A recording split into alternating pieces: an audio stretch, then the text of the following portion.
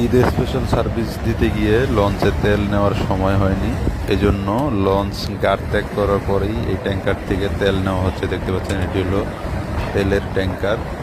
তো লঞ্চগুলো যেহেতু ঈদ স্পেশাল সার্ভিসের জন্য ঘাটে বেশিক্ষণ অপেক্ষা করে না, এজন্য এখানে লঞ্চ ঘাট ত্যাগ করার পরেই তেল নেওয়া হচ্ছে। এই তেলের ট্যাঙ্কারগুলোতেও অনেক তেল থাকে এবং লঞ্চে এই ট্যাঙ্কারগুলো থেকেই তেল নিয়ে থাকে।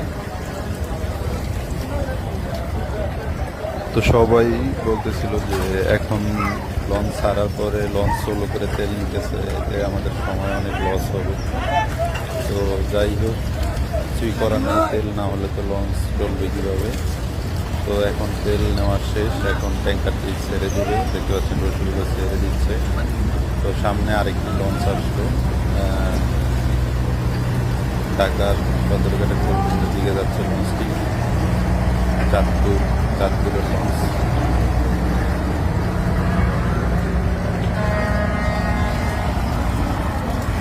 তো অবশেষে তেল নেওয়া শেষ, লঞ্চের স্পিড বাড়িয়ে দেওয়া হলো এবং তেলের ট্যাঙ্কারটি রশি ছেড়ে দেওয়া হলো। তো